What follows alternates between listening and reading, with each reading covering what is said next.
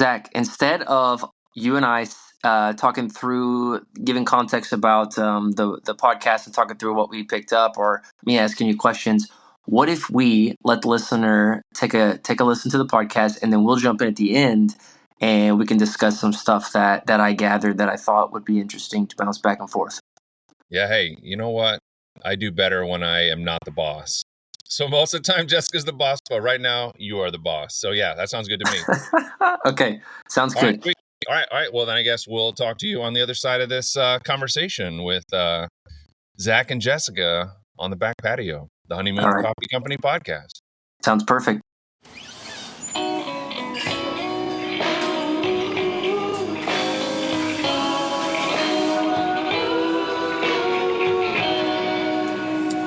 What did you just say? I'm ready when you are. No, before that. Easy breezy? I don't know. What did I say? Yeah, you were just talking about how it was breezy. It is breezy. It went from 85 to 50. Yeah, it's a little chilly. Well, today we do not have a guest, or maybe we should say that you are my guest. Is this the final episode of the season? You can only hope. I know. I'm like... No. We have at least one more. We do? Yeah. But don't worry about it. You'll forget that you even asked this question. Okay. No, but we do want to get a podcast out on time. And as I've alluded to, sometimes scheduling with other people is challenging. What are you laughing at? I just realized that the podcast is the only thing that you care about being on time on. Every meeting, I'm like, are you ready? Let's go. I want to be 5 minutes early. Okay, so if a meeting just happened to happen on a day, so maybe that's it. Maybe it's just the frame of how the you amount do of your life. Time that I care about. Yeah, because I'm late for a lot of things. Yeah. You're very in tune with the lunar cycle, though. Isn't that weird? Mm-hmm. A little bit. Yeah. Good thing our entire menu is based on it, though. No, I mean, on the late thing, I actually have the opposite, where I feel bad if I'm early. What? It's like I didn't quite optimize whatever I was doing before. You to weren't time quite it perfectly. efficient enough. Right. Okay. But if I'm late and I put somebody else, inconvenience somebody else for a minute or two, I'm like, they'll forgive me. Okay. It's pretty immature. Well, I appreciate the aim for efficiency and effectiveness. Yeah. Oh, there's that. All right. Well, hey, so I'm interviewing you today, or at least I have a couple questions or topics, I guess, that I wanted to talk to you about. And we're having this podcast on the patio where we always have it. So the reason that I wanted to bring this up is because sometimes our home actually is a place where we do work. Should I do air quotes around work? Is a podcast work or not? But in times past, we have used our home to host the staff for mostly social gatherings, sometimes, the occasional meeting. And we have not been able to do that as much. And something this year that we have done is actually invested in our home, doing some remodeling things. So the question, which is taking me way too long to get to you, I was like, the listener's already tuned out at this point. Yeah. Okay. So, Spit Mom, it out. This one's for you. How do you understand our home in the midst of our company? Okay. What role does our home play in the midst of our company? I feel like our home is a safe place. Okay. I feel like our home has been a place where we've hosted large gatherings with our team. So I definitely have a lot of memories of having the team over here. I don't know. I feel like we partially work from home. So it just feels like an extension, I guess. Do you feel like there are certain places in the home that you want to maintain, for functionality of something with the business, of hey, the business might need this, and so it's more important to prioritize that. Before prioritizing the home, you mean? Or like a place in our home? A space in our home. Not necessarily. I feel like I tend to work in the kitchen area and the first floor, so I prioritize the first floor because I never go to the basement and I never go to the upstairs. I guess I'm wondering if you sense any sort of like work-life balance tension between having work done or doing work at home versus doing work at one of the shops or in our offices. And is that season over where we use our home as an extension of our business? No, I said I wanted to do a soup night here soon. The weather's getting chilly, and Honestly, that does sound kind of good football, games, some soup. It all sounds good, and I think we should get one on the books. Okay. And then in terms of like, working from your little table My little in the nook kitchen. in the kitchen. Yeah. Do you find yourself like more productive there or more productive when you are in one of the shops? It's just a different kind of work. If I'm actually needing to get accounting, admin stuff done, I am so distracted when I'm in the shops. But I'm always appreciative when I am in the shops of the different kind of work. It's more like problem solving, making sure things are flowing well, making sure customers are delighted. We just started that book as an ops team that I've read a couple chapters. Is it called Unreasonable? I'm really bad at titles. Keep going. Yeah, Unreasonable Hospitality. Very good. Yeah. Yeah. And it's been nice to read that. It's easy to get into a funk when you're in hospitality, I feel like, because it just kind of ebbs and flows based on sometimes other people's moods. And you're just responding to their emotions and kind of the energy that they're bringing in. Whether they're in a hurry, you can just kind of tell when it's going to be to go. So I think I've enjoyed I've only read 2 chapters so far, but I just got it last night. No, but I'm glad that you brought that up because I think with a hospitality business like ours, and maybe even because we have multiple locations, I do feel a little bit of that tension of a safe place, a place to sort of, come and be home and not necessarily be on. Yeah. And whatever that urge towards hospitality is of wanting to have a home to host in. And so I'm just wondering if it's like, I'm recognizing that it's changed for us of how much we utilize our home to help support our team and the business. And with those 4 locations where we're constantly having some form of hospitality just by the nature of our business, can we continue to include our home in that, appropriately?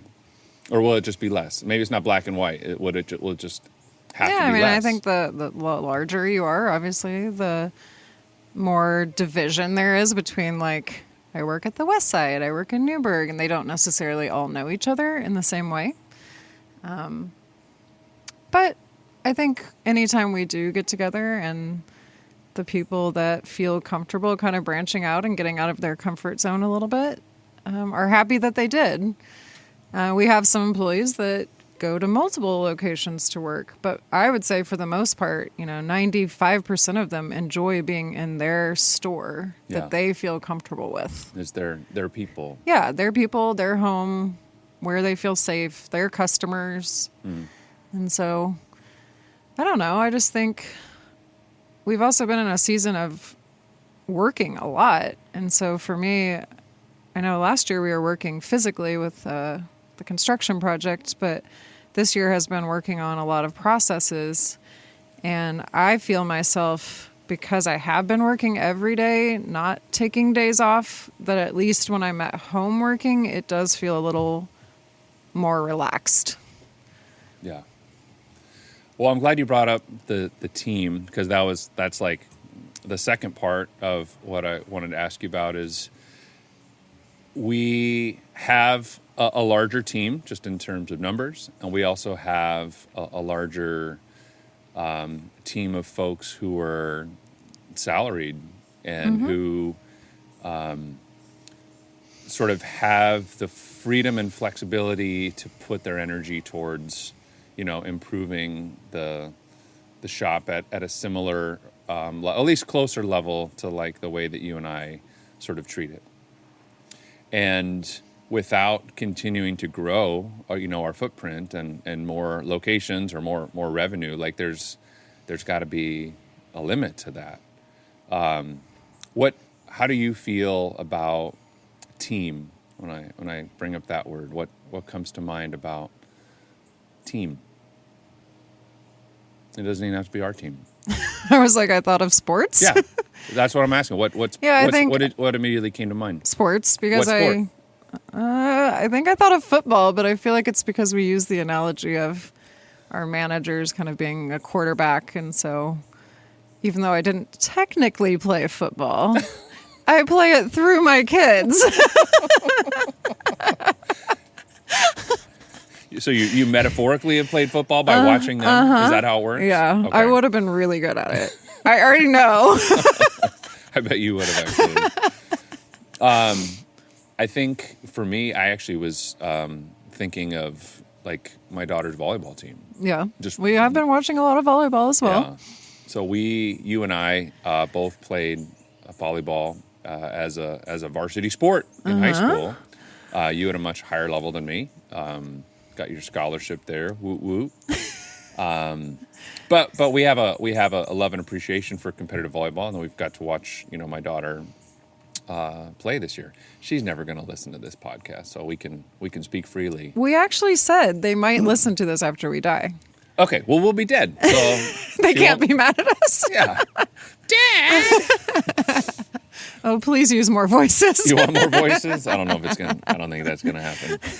But just watching how. So my daughter, we'll keep her name out of it, but as an individual, how she experiences volleyball and, loves it, thinks about it, wants to improve at it, and how her experience this year on her team, some of that has gone away. Yeah. Like I've watched it. You were talking about ebbing and flowing, like it is ebbing. Yeah.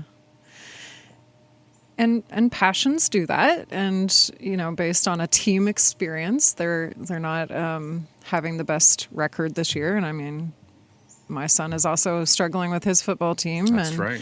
It's clouding his experience of the sport that he once loved. Yeah, we just watched them below an extremely winnable game. Like Yes. I probably would have bet money that they would have won that game based on how it looked in the first half, and they found a way to lose. They did. They did.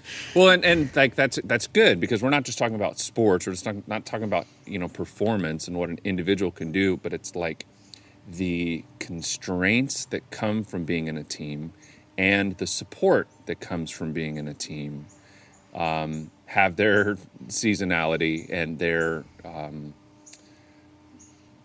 times where it affects you much more than others, or where you're called on to affect. Yeah, and I would say even like our core team that we have right now at Honeymoon, some people are having to put in, more work in this season, and it's hard with different locations to keep the team kind of moving towards the same goal, because there is distance and we're not all working out of the same office every day. And so I think part of what's on my mind now is just getting back to like where do we want to go together? Because right now we're trying to do some things separately that it's feeling hard because we need to do it as a team. Well, and the nature of like a team within a team, like that there's a leadership and operations team, people sort of spread out among all 4 stores, and then each individual shop is hopefully functioning as a team, when it's healthy, and those folks have to wear both of those hats sometimes at the same time. Yeah, and I mean it can be really challenging, and I think that's one of the harder things about growing is we took something that was pretty contained and then spread it out.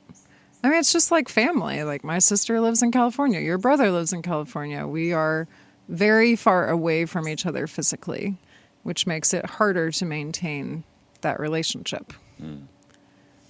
Whereas you and I share the same home. And we work together all day long. And we exercise together. And we go to the gym together. Yeah, it's a little ridiculous. Well, I don't know. I felt a connection between both of those things of what is home, what is a team, and what's your home team? My home team. Sports. My home honeymoon team. I'm going to go with Weinbach. Yeah, that's your home team. Mm-hmm. Yeah, where it all began. Yeah. Yeah. Which one's your home team?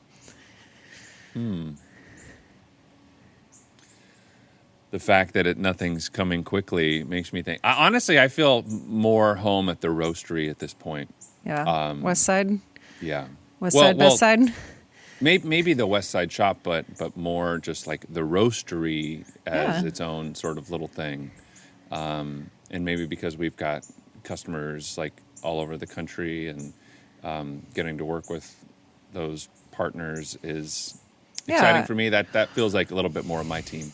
I really enjoyed getting to kind of consult with a coffee shop that's getting ready to open that's wanting to use our beans yesterday. Yeah. They came in and did a cupping and a tasting and asked a lot of questions, and I thought that was really great. It was like, we've been doing this for 8 years. You were actually, I did tell you this, but I'll say it for the podcast. Like, For you the were record? phenomenal. Oh, thank you.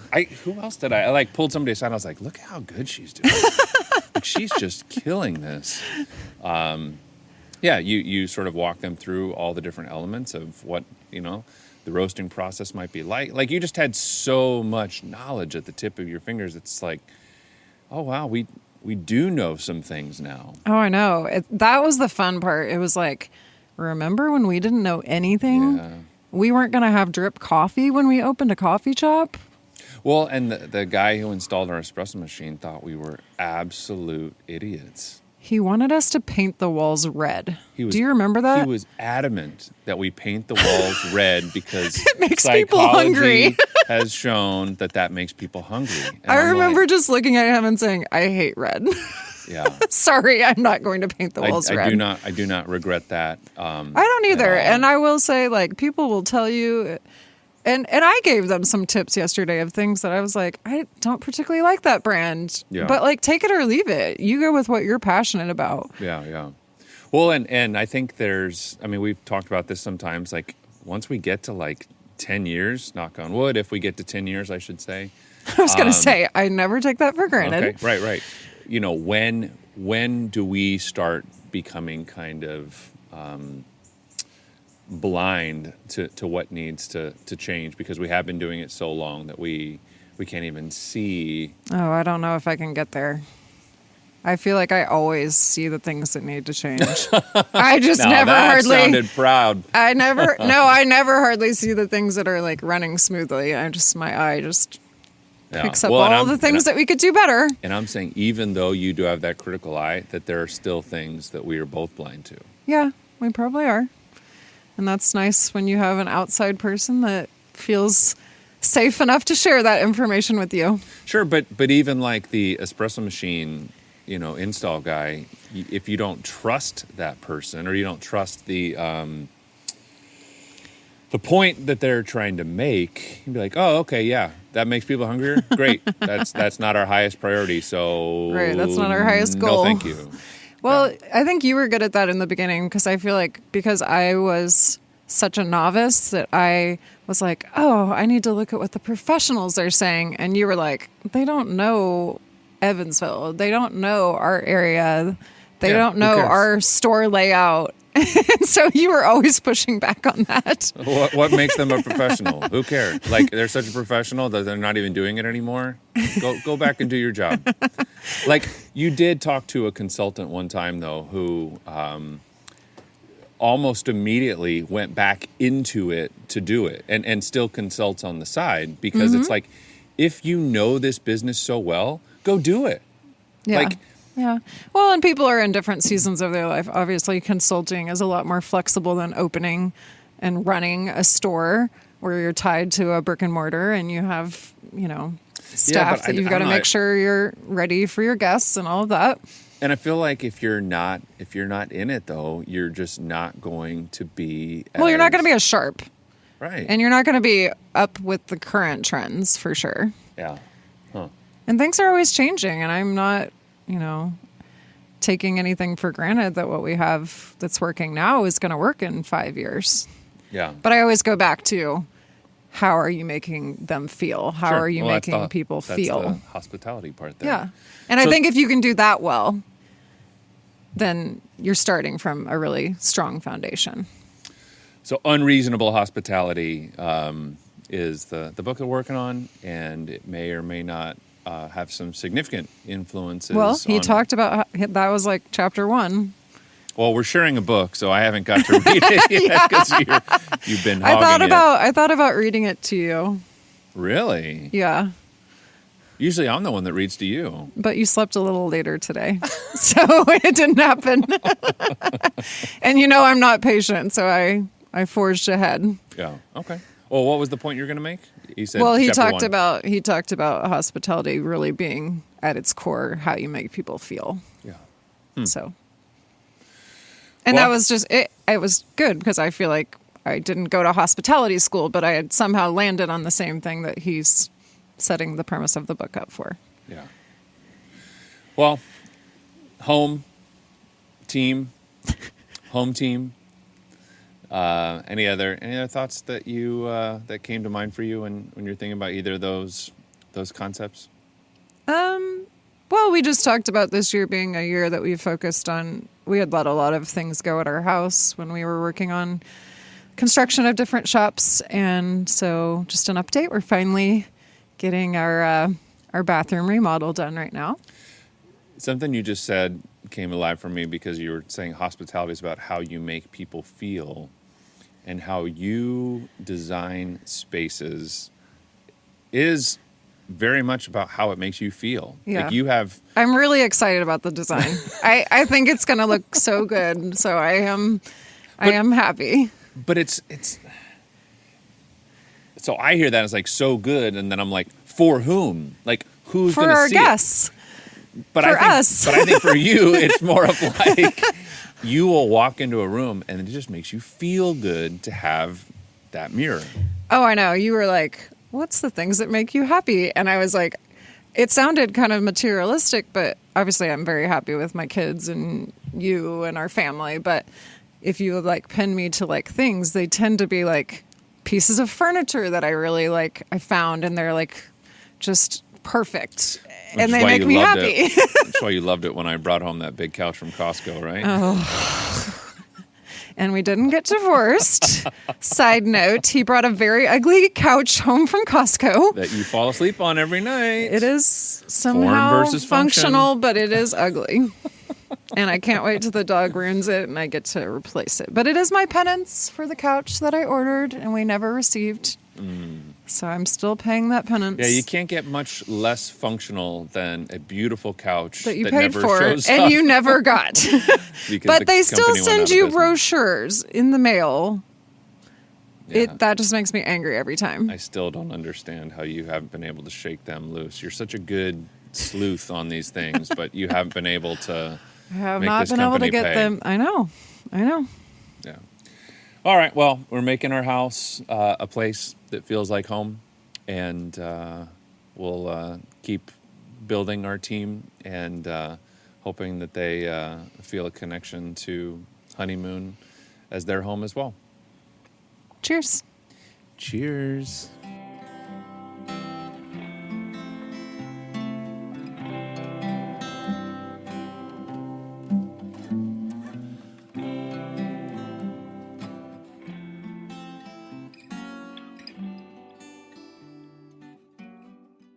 All right. So when we finished that, I texted you, which I often do, and be like, hey, we got our recording in. It's uploaded.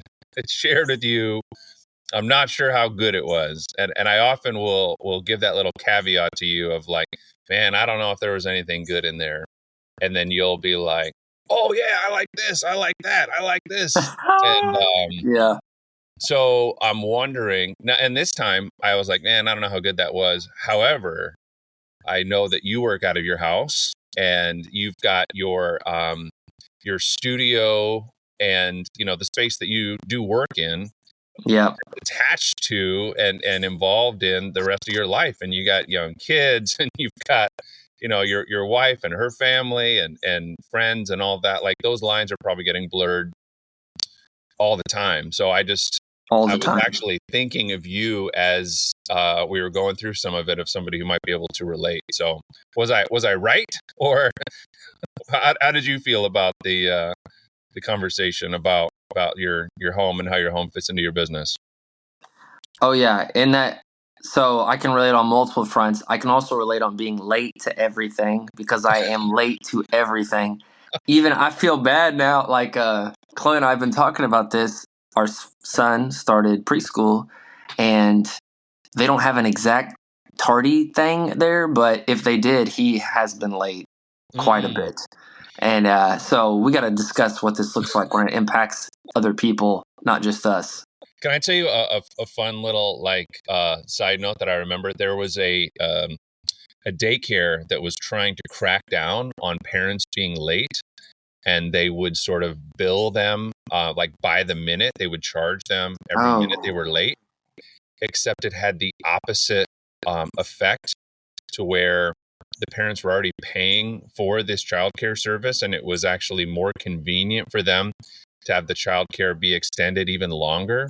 And so the parents would just show up even later and just happily pay whatever that penalty was, because in the end, that's what they wanted, was to be yeah. able to get whatever they had going on a little bit longer. So Well, I don't know if that would work for you guys or not. and it's what's funny is like I always go back and forth. Sometimes I feel bad for being late, and sometimes because there's certain people in life. If you're late, that's a definite no go. We will not continue working together or whatever. This relationship Sure. will not work out. But I remember in college listening to Elon Musk's a book about Elon Musk, and the guy who was writing the book, the first meeting with Elon Musk, I think Elon was like over 30 minutes late or something, and um, the guy's like classic Elon fashion, and then which maybe he's not always late. I don't know Elon, but and then another guy, a close mentor of mine who I've talked to you about, our chiropractor. I've talked to you about him multiple times. He's always running behind at his practice, and he doesn't care if the appointment takes 10 minutes or if it takes an hour. He is there for you with whatever you need. Everybody else is just, we'll get to them. And so I don't know. I always feel I don't know. It's like kind of like what you said. You're like, if I'm too early, then I didn't optimize my time. I could be getting more stuff done. But you also feel, sometimes, but if somebody's late, I never give a shit. I actually never care. Yeah. Like, because I do other stuff. I like check on my email. I do something. I call somebody.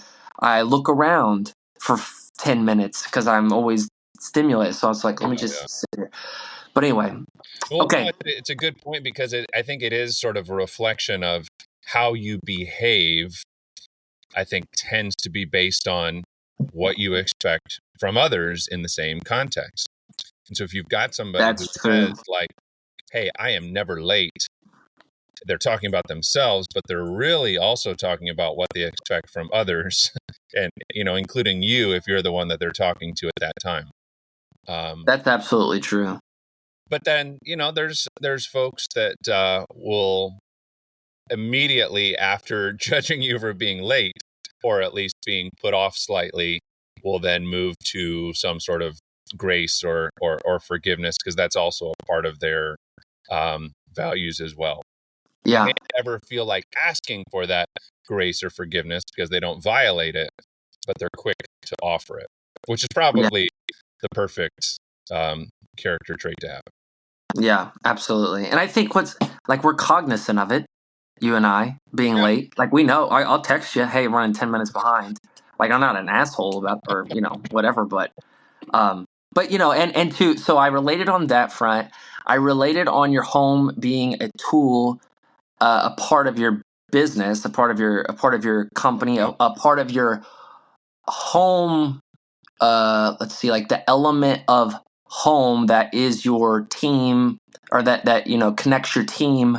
Because I think, especially as like I don't know if this would be the case if Honeymoon was 20 years old and you guys bought it and you took over and you start inviting college kids over to your house. Like I don't know how that works out, but in your case, you started the company, Yeah. and or like you've been building this company, and so part of that has been this familial like um kind of, yeah, just ethos of that connects everybody. And that's sort of how we've always done our thing at the label too. It's only 4 years old, and we've only been really having people help us on the team side for about a year and a half, so it's a much young, newer thing. But um yeah, our home is, but in terms of opening up our home to artists, I mean, we've had artists, particularly from New York, we've had three different artists or groups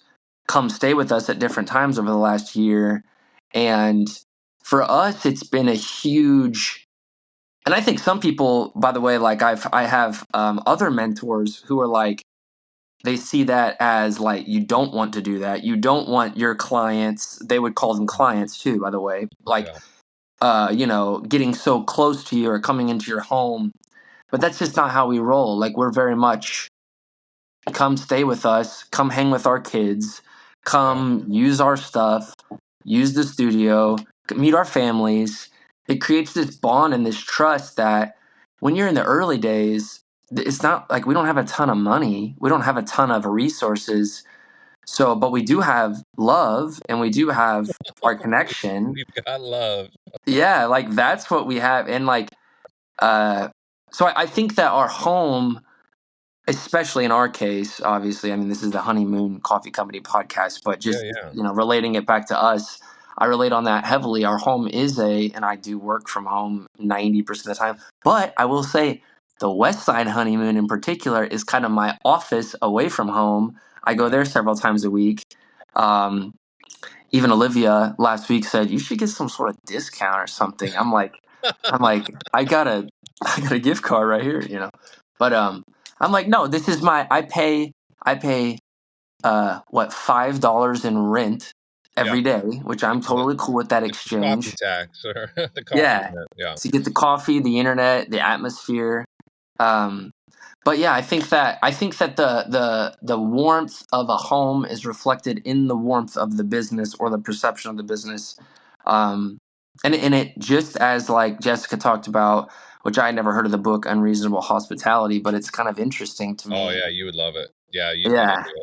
do. They even like sort of paint it as it's not specifically for hospitality based businesses. Like it was written with those specific anecdotes and stories and lessons, but for a broader application in all sorts of different industries, like by design. And it's got your boy Yeah. Simon Sinek doing the intro for it. Oh, nice. Well, I feel like I have to check it out now. Yeah. But yeah, that sense of like how you make people feel, and I don't think it's a coincidence that the second group that came to stay with us from New York goes on their, like, they come from New York, go to LA and do an interview at UCLA Radio, and one of the first things they said when they were asked about the label was it's a very wholesome, vibe or whatever. And that to me is like perfect. They said it, not me. So Yeah. but we're gonna pull that. And yeah, I don't know that. So I think you guys opening up your home, and I've been to dinners at your house with my family where teammates or uh, different people from your staff are at the meal as well. We're Yeah. all sitting at the table as a community of equals Yeah. and Humans. humans. And I think that there's something about that has to be that has to carry over to Monday morning, or you guys are open every day, so whatever the next day would be. Sure. Yeah. Thursday morning. Tomorrow, whatever tomorrow is, we're definitely probably going to be open. Yeah. No, I appreciate that as well, because there's a flatness to tables that I'm like being like literal here with the flatness, but yeah, and evenness of like we are all at the same level, that having coffee with somebody, having dinner with somebody provides, and it reduces some of any sort of like hierarchical relationship kind of things. Yes, absolutely. You know, when I worked at AZIP, I worked at AZIP for 2 years, and I became a training manager, and then I oversaw all the training, and I did a lot of the hiring on the North Side location, which I can't even remember now if what number that would have been, like 7 or 8 in their in their The growth of the company, yeah, in their growth of the company. But one thing, and I know you guys do these things as well. It'd be pretty hard to invite 100 people over to Brad Niemeyer's house, but they would do like they would do, what were they called? I don't know, but anyway, like gatherings. Takeovers? Oh no, Well, they would do those too. Those were cool as well. But they would do like where all the team would meet at the AZIT, or like at their home location, whatever, and we'd have pizza and hang out and talk, and like it just lets the boundaries down. It's like after hours. It's kind of like some people are wearing like pajamas and stuff. It's like it just creates that sense of I don't know. I think it's trust, but it's a little slice of home, or it can be. Yes. Yeah, our teams have been doing a little bit more of that around Thanksgiving recently, to where it's like Friendsgiving, but instead of hosting it at someone's house, they will maybe want to set up at the shop after hours, because that's going to be one of those days that we might be closed early or not open at all on Thanksgiving Day. But something I don't think we mentioned in the conversation, but I'm just remembering now, is we do have, one of our shops where the management does open up their house to sort of replicate what Jessica and I had done in those early days. So our Weinbach location, that was our first spot, and that's where that was the only location for the longest time. And so we would just walk over from our house to that shop, or open up our house for the whole team. So that manager has opened up her house for the staff at that specific location to gather in.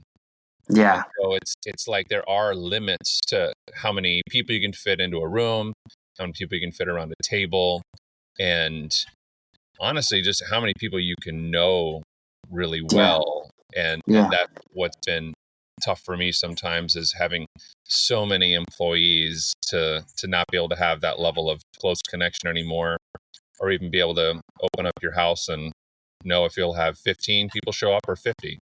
Yeah. But that's a beautiful thing, though, that then, like, whatever your connection is with this manager at Weinbach, for her to be able to carry the same sense of opening up her home, to create that bond, to create that trust, especially too because you guys work with so many young people in your shops, or like so many young people are your employees and managers, that like it's not always easy to especially if you're a college kid, if you're not from here. I don't know if any out of towners work for you, but like it's not always easy to make friends, or people, if you're in high school meeting a college kid and talking about college, where to go to college outside of work, just that extra bond. I just think that stuff is I mean, being younger, even at AZIP, I thought it was so cool to hang out with people from the home office, Zach Mathis, or these these figures who he does all the marketing, and now me and him are buddies. But it's like very cool, just like to be able to to connect on all that. There's sort of doing work together, and then there's talking about life, and maybe trying to plan to do some life together after we're done working. Yeah. And the the unique vibe that you can set when you are specifically, explicitly saying, "Hey, you're going to come to our house. We're going to do some life things." Yeah. And, Oh, yeah. I recently I attended a wedding. It's actually my wife's first cousin, and you know him. I'll just say his name, Mark Weinzapfel, and yeah. he married a former coworker, and in their wedding party was two former AZIP employees. I was there. Oh wait, three former AZIP employees. No, four. There was so many effing AZIP people there. I was like, Yeah. holy hell. And I still see like a lot of them regularly, but like all of these people, I'm like, wow, would we all know each other? We wouldn't know each other this well for sure, but I don't even know if we would know each other without that, all that time working together.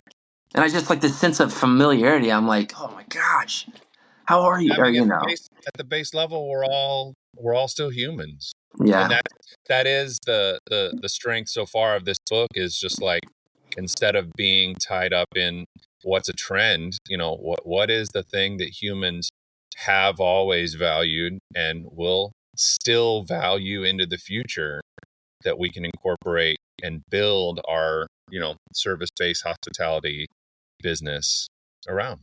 yeah. No, I think that's good. So one thing I did want to ask, you guys just brought in, or you just met recently with a some new coffee shop startup Yeah, owners, yeah. whatever they are.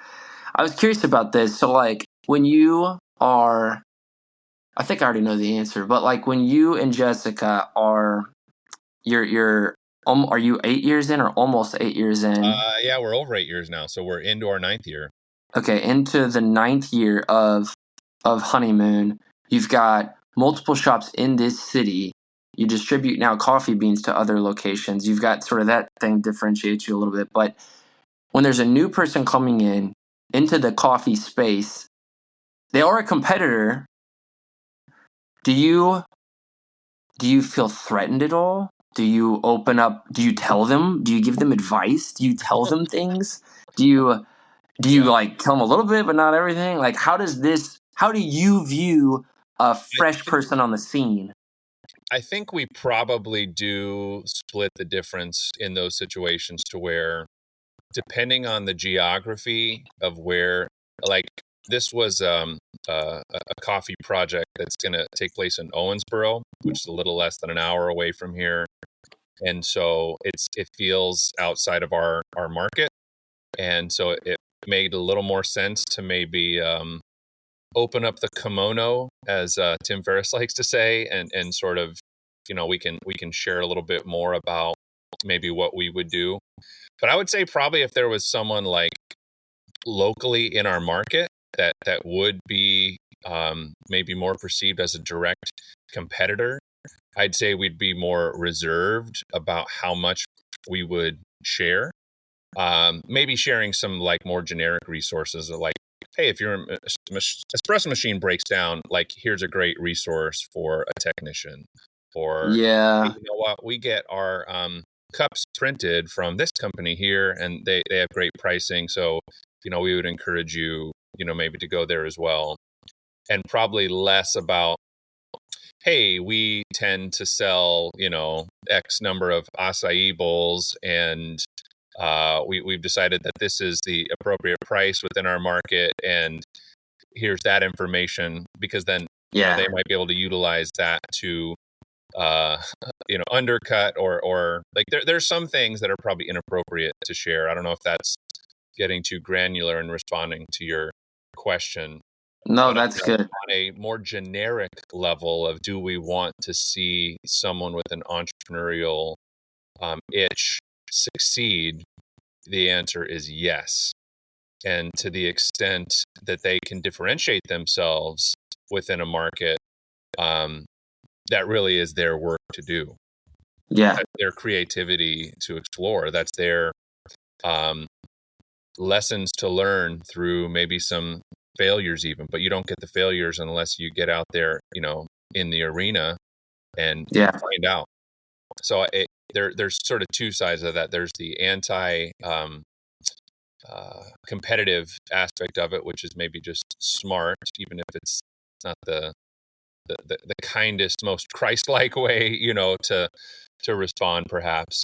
And then there's the sort of, hey, this is your path to walk.